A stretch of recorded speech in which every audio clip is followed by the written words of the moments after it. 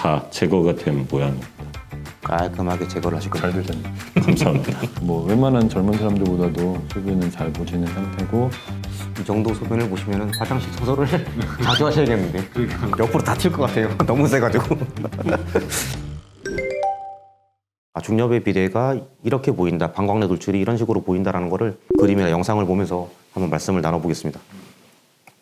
저희 케이스 같은 경우는 77세 남자분이셨고 이제 10여 년 전부터 전립선 비대증 약을 계속 복용하셨던 분입니다. 근데 특징적인 게 경직장 전립선 초음파를 했을 때는 이제 한 30g 정도, 그렇게 큰 수치는 아니었고, 하지만 술을 먹으면 그 다음 날에 진짜 소변이 더 잘 안 나오고 이제 이런 게 고생스러워서 오셨었고요. 그래서 이제 저희가 수술 전에 요속 검사라고 하는데, 요속 검사를 했을 때 최고 요속이 7.9로 많이 낮게 나온 상태였고, 이제 소변의 이 요속 그래프 모양도 좋지 않은 상태였습니다. 경직장 전립선 초음파를 봤을 때 아까 저희 원장님들이 말씀하신 것처럼 방광 안으로 이제 방광내 돌출이 심하게 있는 모양이 관찰되었고, 이것 때문에 약물 치료에 효과가 없는 것으로 판단했습니다. 그래서 저희가 실제 내시경을 했을 때 뭐 양쪽 전립선 양측 옆도 커져서 이제 비대해져 있었지만 앞쪽 방광내 돌출이 심한 걸 관찰할 수 있었고, 이제 수술은 홀랩이라는 수술을 진행했고요. 그래서 수술 후에 다시 요속 검사를 했을 때 최대 요속이 20.3으로 많이 향상된 그 결과를 나타냈습니다. 그래서 요건 수술 후 경직장 전립선 초음파고, 이제 처음에 방광 안에 돌출되었던 그 전립선 부위가 이렇게 까맣게 다 제거가 된 모양입니다. 깔끔하게 제거를 하시고 잘 되셨네. 감사합니다. 네. 이어서 유재현 원장님께서 두 번째 케이스 한번. 전립선 비대증이 있는데 뭐 아주 크지는 않고, 아까 뭐 이창기 원장님 케이스 정도로 그렇게 많이 튀어나와 있지는 않지만 어느 정도 방광 쪽으로 돌출이 된 것을 이제 경직장 초음파에서 확인을 했고요. 그리고 실제 크기는 한 48g 정도, 뭐 아주 작지는 않은 크기였고, 내시경이 들어갔을 때 아까 이창기 원장님께서 보여주셨던 이제 양측 옆을 조금 지나서 들어가면은 이런 이제 중엽이 보이게 되고, 지금 검은 부위는 이제 방광 입구거든요. 그 부위를 이제 직접적으로 맞게 되니까 이렇게 중엽이 클 때는 소변 보기 힘든 증상이 훨씬 더 심해집니다. 중엽 지금 보신 것처럼 저도 많이 수술하다 보면 정말 양측엽과 중엽 가운데가 있는 게 아니라 중엽이 꼭 한쪽에 이렇게 붙어서 맞아요. 같이 그렇게 이어진 있는 경우도 경우가 많아요. 예. 이런 경우도 꽤 있더라고요. 이런 경우에는 원장님은 중엽 따로 하시나요? 네, 아니면 저는 한 번에 그냥 중엽을 따로 하는 경우 따로 제거를 먼저 하시고 그다음에 예. 그리고 말씀하셨던 동일한 이제 홀랩 수술을 진행을 해서 이제 뭐 물론 중엽 외에 이제 양측 옆도 다 제거를 한 상태고요. 그래서 잘 뚫려 있고 크기도 한 18mm 정도까지 감소가 되어 있는 상태입니다. 수술 후 경직장 초음파 사진이고요. 그리고 요속은 이제 수술하기 전과 후를 이제 비교를 했는데, 수술 전에 최고 속도가 한 7 정도, 그리고 굉장히 방광에서 이제 압력을 줘서 소변을 보는 듯한 양상이었고, 잔뇨도 101cc로 꽤 많은 편이었는데, 수술 후에는 최고 속도가 45까지, 뭐 웬만한 젊은 사람들보다도 소변은 잘 보시는 상태고, 잔뇨도 많이 줄어드는 상태여서 수술하시고 굉장히 만족스러워 하셨던 기억이 좀 납니다. 이 정도 소변을 보시면 화장실 청소를 자주 하셔야겠는데 옆으로 다칠 것 같아요. 너무 세가지고. 그래서 중엽이 좀 크신 분들이 되게 불편해 하시는데, 반대로 수술했을 때의 그 드라마틱한 그 효과는 다른 모양에 비해서 더 좀 큰 것 같아요. 만족도나 이런 것들이. 유경 원장님 케이스. 저는 사실 뭐 케이스 내용보다도 그냥 모양이 이런 모양이 있더라 한번 보여드리려고 그냥 간단한 것만 두 가지를 준비를 했는데요.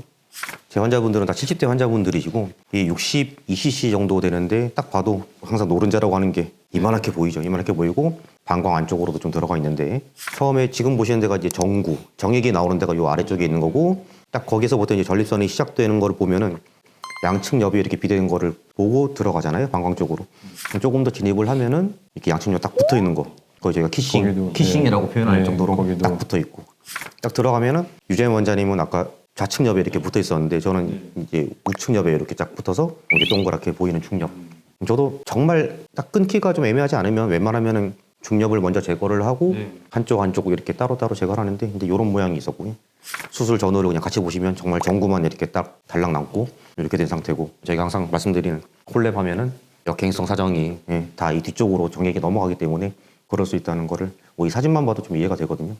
그리고 이제 중엽 부분은 이렇게 깎여서 넓어진 모양을 볼 수 있는 거고요.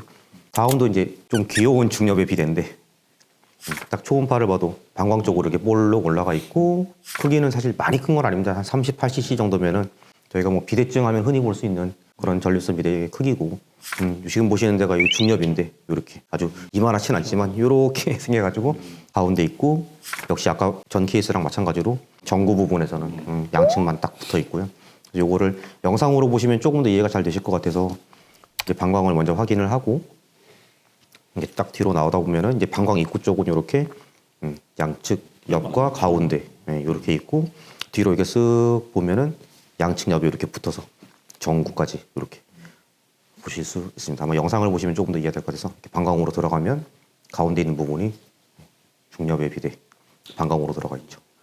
이렇게 영상으로 보시면 조금 더 이해가 되실 것 같은데 이 중엽이 너무 크면은 저희가 항상 수술할 때 조심을 하고 확인을 해야 되는 게 양측 요관구를 확인하잖아요. 맞아요. 정말 요관구가 바로 이렇게 붙어 있을 정도로 정말 큰 경우에는 그런 경우도 있는데 그래서 그런 거를 다 확인을 하면서 조심스럽게 어쨌든 뭐 순서는 당연히 다 중엽부터 제거를 하고 양쪽을 제거해서 이렇게 뻥 뚫어 놓게 되겠죠. 아까 이제 심할 때 방광 안에 초음파상에 돌출되어 있는 게 보였는데 이제 요새 오시는 경우를 들어보면 이 건강검진 많이 하시잖아요. 그러니까 복부로 초음파를 봤는데 거기서 방광 안에 뭐 암이 있는 것 같다. 아, 맞아. 뭐 종물이 보인다. 이래가지고 엄청 이제 크게 놀라서 오시는 분들이 꽤 있으시더라고요. 근데 막상 보면 방광 내 그 전립선이 돌출이 되어가지고 그게 마치 뭐 종양처럼 잘못 보일 수가 있어서 그런 검진에서 이상 소견이 있거나 하면 한번 내원하셔서 제대로 확인해 보시면 좋을 것 같습니다. 저희가 방광 초음파를 보려면 방광에 소변이 차 있어야 되거든요. 다들 뭐 원장님들께서도 마찬가지겠지만은 방광 초음파를 먼저 보고 소변 검사도 하고 그다음에 정직장 초음파를 하는데 환자분들께서 이거 수술을 해야 되나 보통 약을 드시다가 오시는 경우가 많아서 방광 초음파만 딱 봐도 아까 이창기 원장님 그 케이스처럼 정말 방광 위에 이렇게 전립선 올라온 모양 딱 바로 보이거든요. 그러면 사실 전립선 크기를 재보지 않아도 수술을 하셔야 될 가능성이 높을 것 같습니다. 이렇게 먼저 말씀을 드리기 때문에 누워서 이제 환자분께서 수술해야죠? 이렇게 말씀하시거든요. 일단 거기서 일단 결정 한번 내리고 그다음에 크기나 이런 거 보고 이제 한 번 더 진행을 하게 되죠. 이제 저희가 오늘 중엽의 비대라는 주제를 가지고 이제 얘기를 나누고 있는데 중엽 그리고 방광의 돌출 이 얘기를 이제 거의 비슷한 말이긴 한데 이거를 어떤 방법으로 제거하느냐. 사실 저희가 가져온 케이스는 다 홀랩을 가지고 했거든요. 맞아요. 먼저 이렇게 하나씩 한번 여쭤보고 싶은데 전립선 결찰술 같은 경우는 중엽 비대가 어떻게 가능한지 한번. 중엽 비대도 가능하다고 이야기는 하는데 일반적인 적응증에서는 저희가 중엽이 발달되어 있는 경우는 이제 결찰술을 시행하지 않는 것으로 보고 있습니다. 그래서 뭐 미국 비뇨약과 학회 가이드라인에 따라서도 저희가 전립선 크기가 30에서 80cc 그리고 중엽이 발달되어 있지 않고 뭐 이제 사정 능력을 보존하고자 하는 사람에서 시행하라 되어 있고 이제 유럽 비뇨약과 학회에서도 전립선 크기가 70cc 미만 그리고 중간엽이 없는 경우 동일하게 가이드라인에서 이제 설명하고 있습니다. 좀 가끔씩 이제 결찰술을 하고도 또 오시는 분이 있잖아요. 이게 좀 안타까운 게 사실 이 영상을 뭐 미리 보셨으면 또 그럴 일 없었겠지만은 중엽의 비대가 딱 봐도 그냥 보이는데 결찰사를 다 이미 하고 물론 중엽의 비대가 있어도 결찰사를 넣으면 조금 벌어지는 효과 때문에 잘 볼 수는 있겠지만은 결국은 이거 뭐 비싼 수술했는데 효과도 없어요. 이렇게 해서 오시는 분들이 있거든요. 그러면은 요즘에 또 많이 하고들 계시지만은 그 결찰사를 또 제거를 하고 또 중엽 제거하고 다시 근본적으로 제거하는 이런 수술을 하거든요.